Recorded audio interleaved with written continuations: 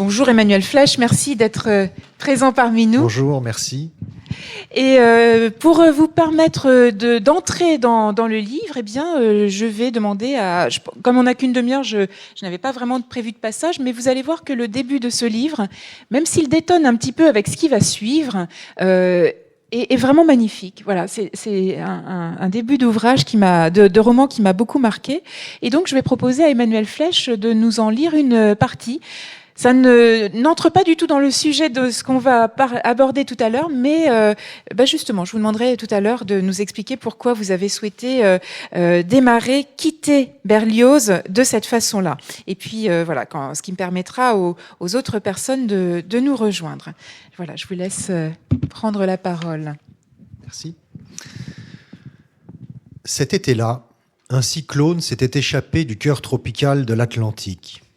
Il se propulsait plein est, déréglant sur son passage les circulations atmosphériques. De lourdes masses d'air se précipitèrent sur les îles Canaries. L'océan se déchaînait. Un chalutier irlandais disparut dans la tourmente, au large du Maroc. Bientôt, la houle submergea la muraille d'Agadir, inondant les ruelles de la Médina. Les vitres ruisselaient d'écume. Plus loin, le vent sifflait entre les tôles du bidonville. Les enfants pleuraient. Des morceaux de toit s'envolèrent, emportés à travers l'immensité torride du Sahara, où la tempête, contrariée par les hautes pressions, brûlée par le sable, obliquant vers le nord, écrasa sous une vague de chaleur les îles de la Méditerranée, le golfe du Lion, le Languedoc, la vallée du Rhône, finalement la France tout entière. À Paris, le ciel se voila. Les carrosseries s'effaçaient sous une pellicule de sable rose. Le thermomètre s'affolait. La ville se mit à suffoquer sous le tamis du sirocco. La nuit, on se retournait dans des draps trempés de sueur. Les journées se consumaient en heures de feu, plates, immobiles, sans contour. D'un trottoir à l'autre, les chiens se traînaient gueule ouverte, en quête d'un peu d'ombre. La canicule s'infiltrait jusque dans les caves. Insensiblement, le fond de l'air se chargea d'une odeur de bitume recuit. Sur le seuil des cabines téléphoniques, on pouvait apercevoir des silhouettes harassées, suffocantes, tirant en pure perte sur le fil du combiné. L'épisode fut bref. Vidé de ses forces, le cyclone acheva sa course dans les eaux tièdes du golfe de Gascogne. Et, l'horloge climatique retrouvant son cours habituel, l'été s'acheva dans les orages. On ne savait plus comment s'habiller. Sans transition, les feuilles des platanes commencèrent à pâlir. La courbe des jours fléchissait à vue d'œil. L'automne n'était pas loin. Merci. Donc, très belle entrée en matière pour ce roman. Oui, je vous laisse effectivement l'applaudir. Pour ce roman, Quitter Berlioz. Alors je l'ai dit, c'est un début d'ouvrage, de roman un peu en décalé par rapport à ce qui va nous occuper. Mais peut-être en dire quand même quelques mots. Pourquoi cette attention, et ça va continuer. Effectivement, on a commencé dans la chaleur d'un été anormalement chaud. On continue avec un automne qui hésite, qui s'installe, et puis il va y avoir un hiver particulièrement brutal, des tombées de neige qui vont peut-être figer les choses. Il y a une suspension au début du roman. Pourquoi déjà cette attention, et ensuite on abordera vraiment le sujet dont il est question, pourquoi cette attention au temps qu'il fait, au temps qui se dérègle? Juste un indice, on est à la fin des années 90 et on commence peut-être à expérimenter ce que l'on vit beaucoup plus pleinement aujourd'hui, ce changement climatique. Oui, alors c'était surtout, effectivement, moi, c'est un roman qui se déroule pour bonne part dans le milieu des coursiers moto, c'est-à-dire des livraisons de colis à 2 roues à Paris, dans la banlieue parisienne à la fin des années 90, qui est tiré de ma propre expérience. J'ai été moi-même coursier moto à cette époque-là pendant presque 2 ans. Et en fait, j'avais envie c'est un roman qui se déroule sur quelques jours. Mais j'avais envie, moi, de retranscrire, on en reparlera sans doute, l'expérience de coursier moto, à la fois l'expérience de ce que c'est que d'être toute sa journée sur son scooter, sa Vespa, par tous les vents, et d'essayer de faire vivre au lecteur cette expérience physique et ainsi que l'expérience en tant que salarié avec la camaraderie que ça implique, etc. Et puis donc j'avais un peu ce problème, c'est que je voulais, c'est vraiment je voulais faire vivre un peu toutes les saisons, parce que qu'on livre des plis au mois de juillet en t-shirt par une belle journée ensoleillée, ou au mois de novembre sous la pluie le soir dans la nuit, c'est très différent. Et donc m'est venue cette idée de commencer par un grand panorama. Alors là, j'ai interrompu cette lecture, mais ça fait 2-3 pages de plus, dans laquelle on voit apparaître des coursiers petit à petit qui sont sous la pluie. Donc c'était un peu un parti pris. Je ne sais pas trop ce que ça donnerait. Ça vous a plu, je suis content, parce que c'est un peu déroutant. C'est vrai que l'histoire ensuite commence vraiment au 2e chapitre. Mais je voulais rendre compte à la fois de ce grand panorama un petit peu météorologique, de faire vivre aussi Paris en fait en quelques pages au fil des saisons. Et puis aussi, ça commence au Maroc et ça se termine à Paris. On suit une dépression qui remonte et puis qui se transforme en vague de chaleur sur Paris. C'est un roman qui raconte la rencontre entre Younes, qui est un fils d'immigrés marocains, et Serge, qui est un jeune issu d'une famille française. Voilà, donc c'était aussi embrasser un peu le thème du roman par ce panorama météorologique. Oui. Donc, vous avez donné les 2 noms de vos protagonistes, même si on va davantage suivre Younes. Oui, ce roman, outre son démarrage météorologique, la question des coursiers à laquelle nous allons venir, c'est, et ça rejoint en cela aussi le thème qui nous rassemble aujourd'hui ici à Rue des Livres, c'est aussi le roman d'une amitié. Comment elle se construit et comment elle résiste ou pas, je laisse peut-être cette question en suspens, avec ces deux jeunes garçons, alors qui vont se rencontrer, je dirais, à Berlioz. Alors, bien sûr, votre roman n'est pas un roman sur le compositeur. Berlioz, c'est une cité on se trouve à Bobigny, en Seine-Saint-Denis, à côté de Paris. Et Berlioz fait partie de ces grands ensembles. Il y a même c'est une dalle, c'est construit sur une dalle. Et dans ces grands ensembles grandissent 2 enfants qui, oui, là aussi, vont forger une amitié. Votre roman va alterner entre le moment où ils sont jeunes adultes, ils ont 23 ans, enfin Younes je crois a 23 ans, et puis le moment où ils se sont rencontrés, ils avaient 7-8 ans, ils étaient encore en école primaire. Que dit leur rencontre de ce qui va suivre? Parce que la scène où ils se rencontrent, il y a une inauguration d'une statue, enfin voilà, toute la cité est là, le maire est là, on dévoile une statue, il y a un terrain de boules, etc. Mais la façon dont ces 2 garçons se rencontrent dit déjà peut-être beaucoup de ce qui va peut-être contrarier ou rendre difficile la poursuite de cette amitié. Oui, alors tout à fait, ils se rencontrent, comme vous dites, la première partie du livre, en fait, raconte en alternance la sortie de prison de Younes et leur rencontre, leur jeunesse, leur adolescence à la cité Berlioz. Et ils se rencontrent, ils ont à peu près 6 ans, ils sont en CE1 l'un et l'autre, et c'est une amitié immédiate, c'est un coup de foudre amical, quoi, entre Younes et Serge, et ils vont tout de suite... ils se rencontrent sur la dalle, donc la cité Berlioz, j'ai choisi cette cité parce qu'elle a vraiment quelque chose d'emblématique. C'est des tours qui sont des très belles tours en 1975, qui font une 12aine d'étages chacune, qui entourent une dalle d'un rouge un peu terracotta, entourée de terrains vagues, comme il y en avait encore beaucoup à l'époque. La zone qu'on appelle la zone, qui est à la fois un territoire un petit peu attirant pour les garçons qui sont. C'est un terrain d'aventure, mais aussi un peu inquiétant, parce qu'on peut faire peut-être des mauvaises rencontres. Mais immédiatement, ils vont découvrir ils partent tous les 2 avec d'autres garçons de la cité, ils vont jouer, et puis ils deviennent amis. Et effectivement, ça annonce à la fois une grande amitié qui va traverser toute l'adolescence, jusqu'à le roman se termine, ils ont 23 ans, mais voilà, c'est une amitié qui s'ancre dans l'enfance et qui les accompagne jusqu'à l'âge adulte. Mais c'est une amitié, comme vous dites, qui va être contrariée par 2 événements. Le premier, c'est que quand ils rentrent au collège, quelques années plus tard, à 11 ans, ils réalisent l'un et l'autre que ce qui laissait tout le monde indifférent dans la cour de l'école commence à dessiner, à les éloigner un petit peu. Fracture. Voilà, des lignes de fracture, des logiques de clan, puisque Younes est un arabe et Serge est un blanc, pour le dire comme ça brutalement. Mais moi, je suis prof en banlieue, donc c'est des choses qui me tiennent à cœur et qui existent. Donc leur amitié reste intacte, mais dans la cour de l'école, Younes va commencer un petit peu à louvoyer, parce que lui fait partie de la majorité finalement. Mais ils restent quand même, malgré tout, de très bons amis. Ils continuent à faire les 400 coups dans ce territoire de la zone. Et le deuxième événement qui va contrarier leur amitié, c'est que Younes, qui est effectivement le personnage principal du roman, a un grand frère. Hein. Ils sont 7 frères et sœurs dans sa famille. Et son frère aîné, qui s'appelle Selim, va tomber dans l'héroïne.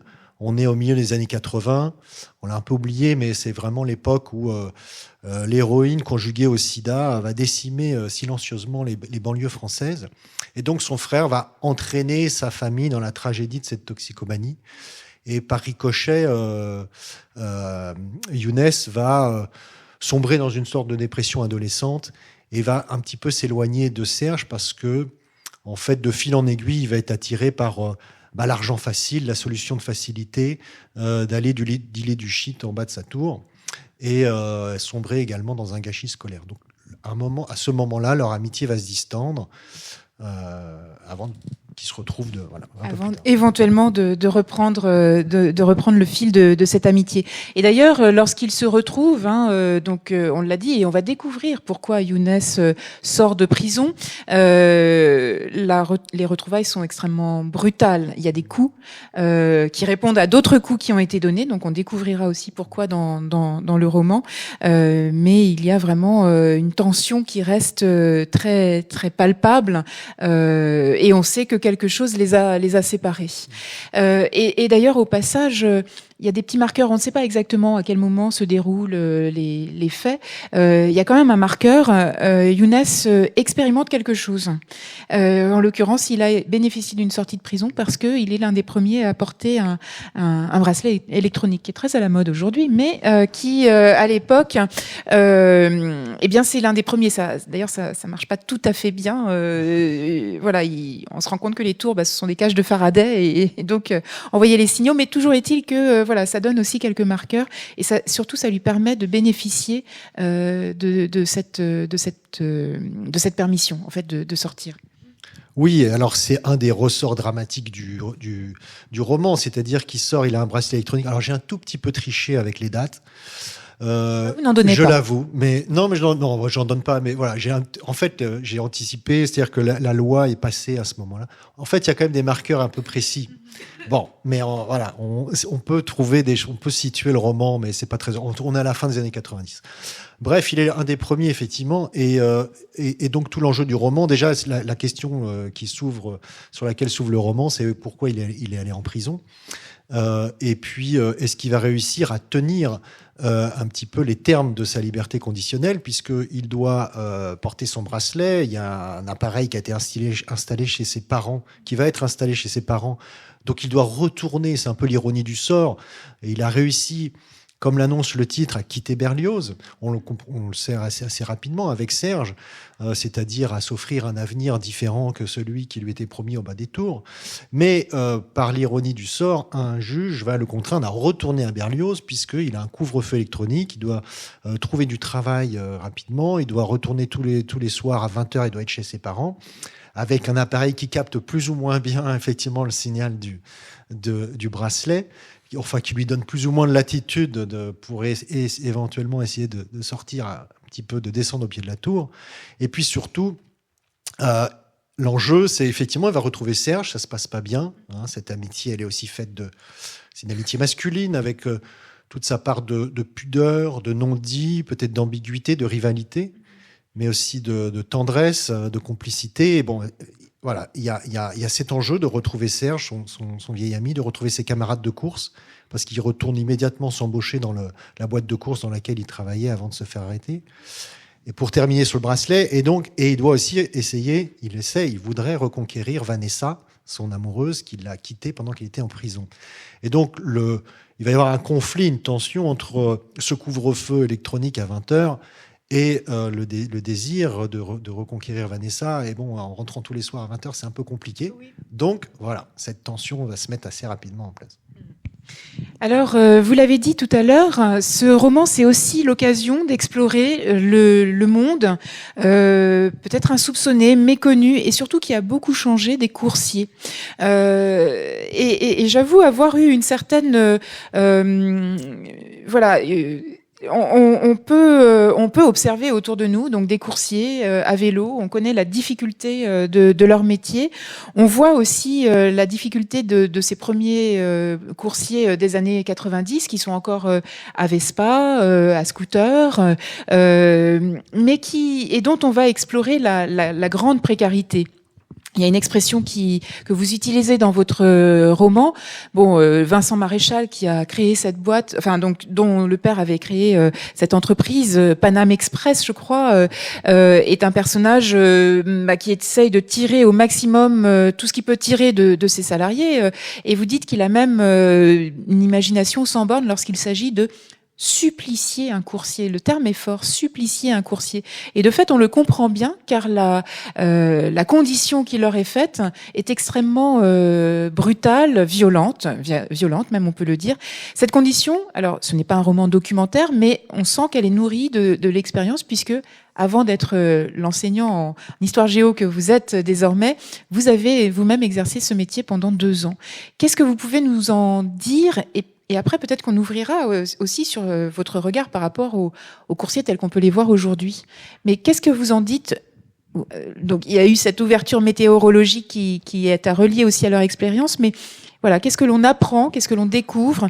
Comment est-ce qu'on vit cette vie de coursier dans ce roman ? Oui, alors effectivement, moi j'étais coursier et c'est mon 4e roman, mais en fait pour moi c'est un peu mon premier roman, c'est-à-dire celui auquel je rêvais quand j'étais au guidon de mon scooter à la fin des années 90. J'avais déjà très envie d'écrire sur ce milieu. D'une part parce que l'expérience physique et salariale de courir après l'argent toute la journée en allant distribuer des colis avec toutes les imprévus, les aventures que ça comporte et la tension, d'un point de vue narratif, c'est extrêmement efficace. Voilà, rythmé, une journée de course avec on est en plein dans le tempo de la ville. C'est une expérience de la ville qui est très particulière, de par la vitesse, de par le danger parfois que ça implique. Et puis, on ne cesse de franchir des portes qui sont aussi des portes d'un monde à l'autre, d'un monde social à l'autre. C'est un monde très prolétaire, le monde des coursiers. On va essentiellement dans des agences de communication, des grandes agences de pub. On peut croiser Frédéric Becbédé à ce moment-là. Voilà. Et donc, c'est très riche, voilà, et d'un point de vue narratif très efficace. Et puis aussi, c'est un monde, comme vous dites, qui préfigure un petit peu les plateformes qu'on connaît aujourd'hui de livraison, où là, ce ne sont plus des salariés, ce sont des travailleurs indépendants, soi-disant, des prolétaires en freelance. Moi, je préfère appeler ça comme ça. Mais c'était déjà un peu le cas, c'est-à-dire que derrière le paravent du salariat, en fait, on est à la frontière de la domesticité du salariat. Les coursiers sont donc mis en concurrence les uns avec les autres par le patron qui dispatche les courses, qui crée donc une rivalité entre les coursiers qui peut créer des tensions, mais aussi ça crée un fort sentiment de camaraderie. C'est vraiment un métier dans lequel, un peu comme une corporation, où il y a une sorte de prime à l'ancienneté. C'est un métier qu'on apprend, qui est dur. Au début, on est complètement perdu, on gagne très mal sa vie. Puis plus on connaît Paris, plus on commence à se débrouiller, plus on gagne sa vie. Quand on était pas mal payé, on avait plutôt des salaires, mais au prix de journées harassantes, dangereuses, et puis aussi d'un tour de passe-passe, salarial sur la feuille de paye. C'est-à-dire qu'en fait, on avait un fixe au SMIC et tout le reste était en primes kilométriques, qui étaient des fausses primes kilométriques. En fait, on était payé à la tâche, ce qui est complètement interdit. Tout le monde fermait les yeux. On livrait même des plis à l'URSSAF, pour vous dire. Donc, Voilà. Donc effectivement, c'était quelque chose que j'avais envie de raconter et qui est fort, je pense, parce que moi j'aime raconter les gens qui travaillent, j'aime être à la lisière du roman noir, d'aller fouiller les coulisses, d'aller voir là où la littérature blanche ne s'aventure pas trop, de mettre au cœur du roman, quelqu'un qui est passé par la case dealer du shit en bas de sa tour, et puis ses coursiers, ses premiers de corvée qu'on a un petit peu célébré lors du Covid, mais qu'on a brièvement, très brièvement. Voilà, donc c'est des mondes que j'aime mettre en scène et pour le coup que j'ai vécu un petit peu intimement. Donc j'espère que cette expérience est retranscrite de façon un petit peu sensorielle. Eh bien oui, très très vive, très vive effectivement. J'aimerais alors donc nous on va suivre plutôt Younes et Serge qui se croisent peu d'ailleurs, qui se croisent peu à l'idée au moment des courses, qui sont effectivement mises en rivalité, mais ils le perçoivent, ils le savent qu'il y a cette rivalité que essaye d'instiller le dirigeant, le directeur de l'entreprise. J'aimerais qu'on s'arrête aussi quand même sur un personnage et à travers lui sur deux autres en fait, un certain Boualem qui fait figure de doyen. Pourtant je crois qu'il a à peine la quarantaine ou je sais pas, enfin mais vu du point de vue de Younes et de Serge, il est beaucoup plus âgé. Qu'est-ce qu'il vous permettait ce Boualem qui a un peu la figure à la fois d'un sage, mais un sage qui va être lui aussi pris dans cette boucle, qui a peut-être trouvé certaines combines, qui a une vie familiale qui est en contraste par rapport à celle des deux autres, de celle de Younes et de Serge. On pourra parler de leur père et de la façon dont on s'oppose ou pas au père. Boualem est une autre figure paternelle adoptée par ces deux jeunes garçons. Qui est-il ce personnage et que vous permettait-il ?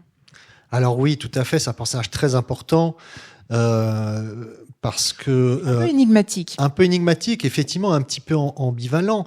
Mais comme vous dites, c'est un roman. C'est un roman aussi d'apprentissage, c'est-à-dire qui raconte comment on devient un homme, comment ces deux garçons, en tout cas, essayent de devenir des hommes, mais contre la figure paternelle. Ils ont ça en commun, et je pense que c'est ça qui soude aussi très vite leur amitié, c'est qu'ils se construisent contre leur père, ils ne veulent pas ressembler à leur père, et donc ils grandissent un peu sans mode d'emploi dans cette cité et sans figure tutélaire. Soit que l'on s'oppose au père, soit que le père fuit.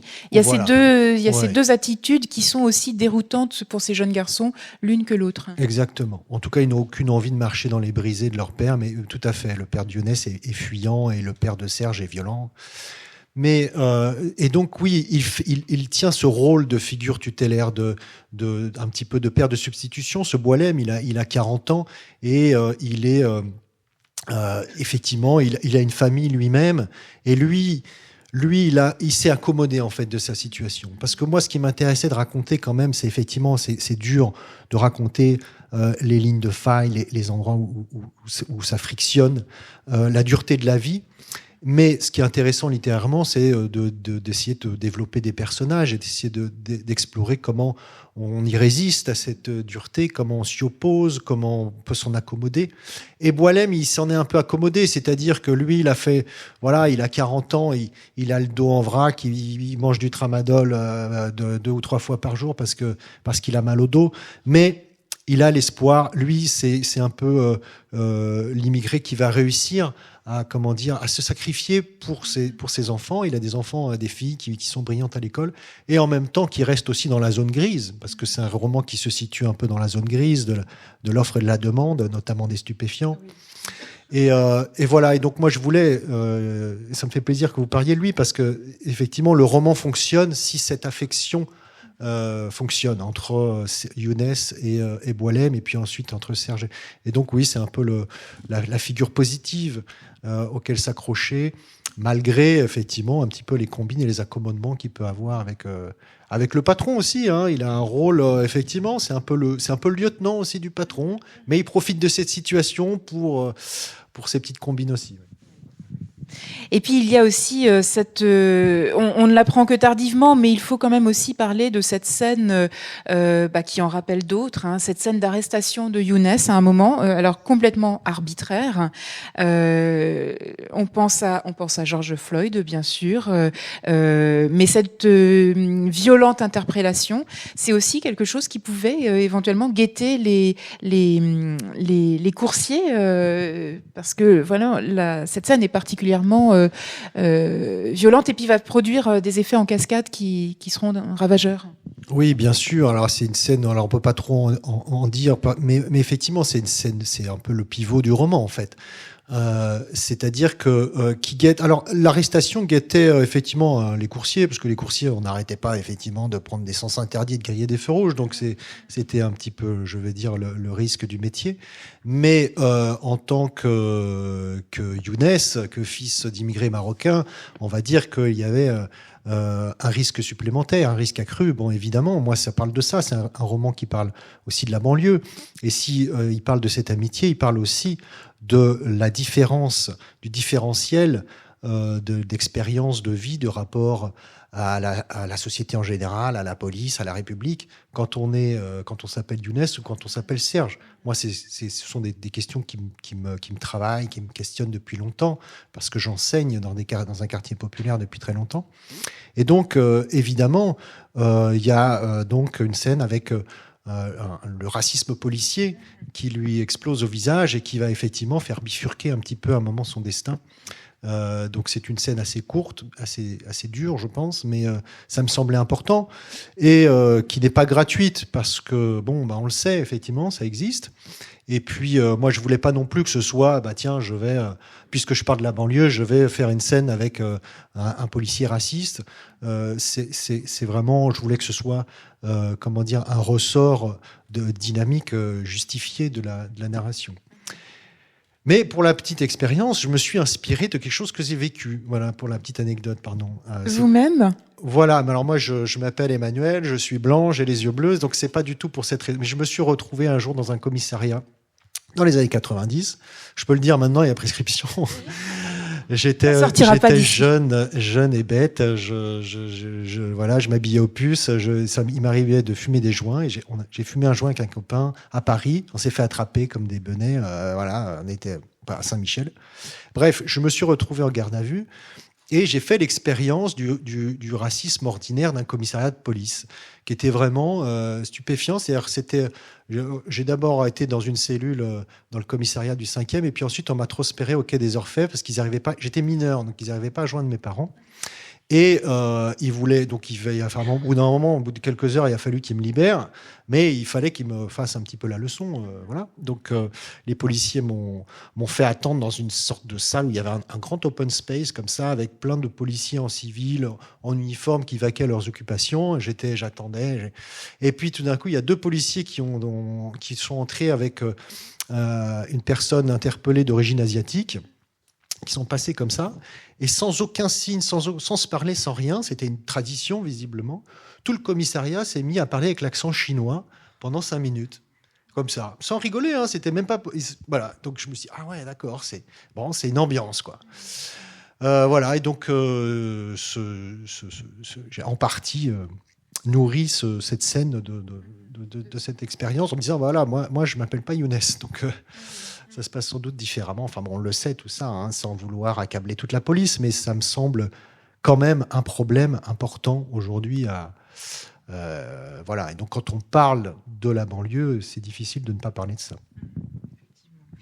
Justement, la banlieue, alors je ne sais pas si vous y avez grandi ou si c'est simplement le fait de la connaître parce que vous y exercez aujourd'hui.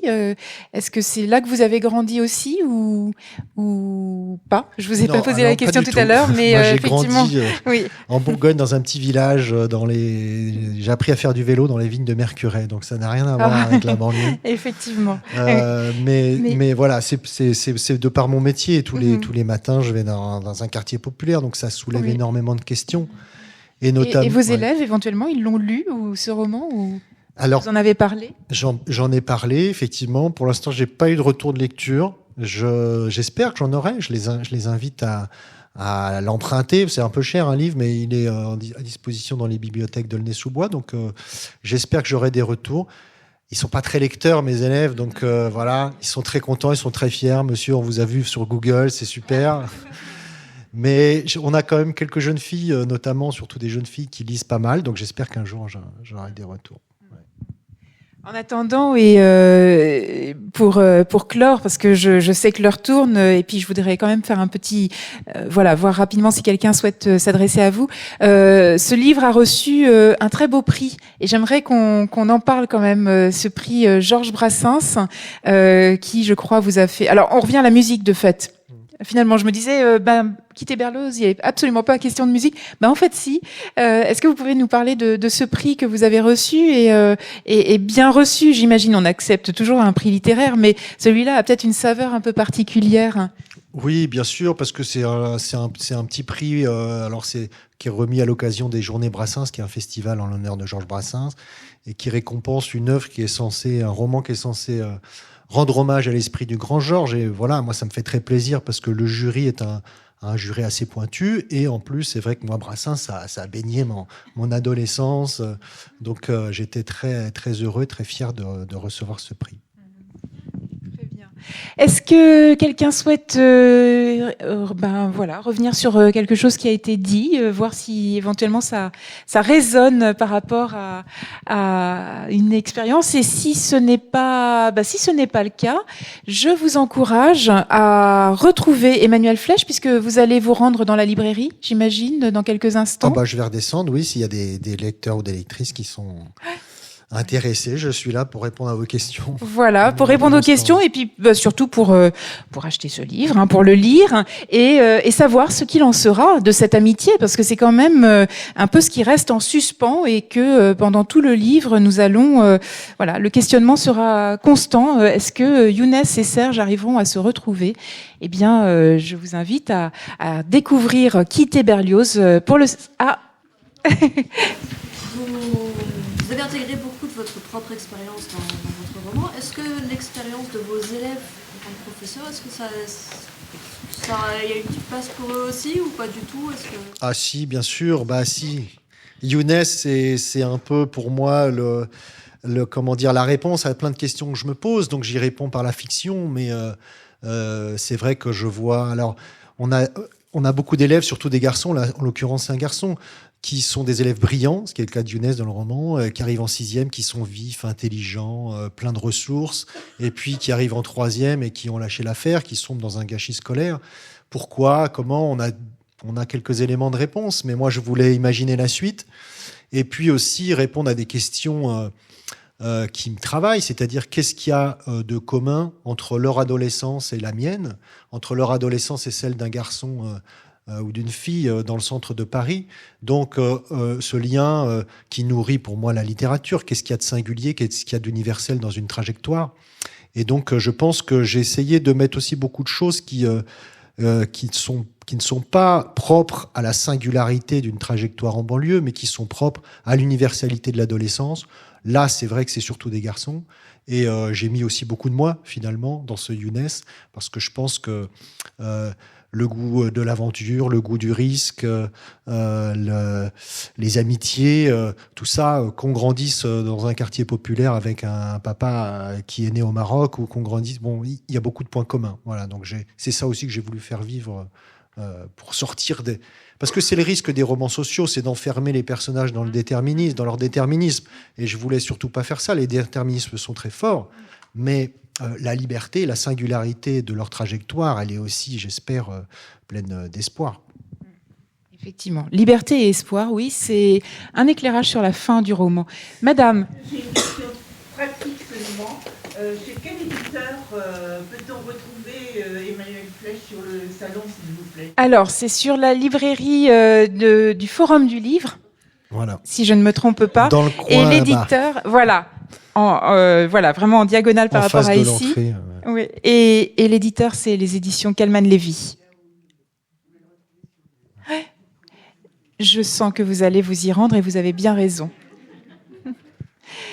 Merci à toutes et à tous. Merci infiniment, Emmanuel Flech. Merci à vous. Et donc, encore une fois, juste en bas, à droite, pour vous retrouver.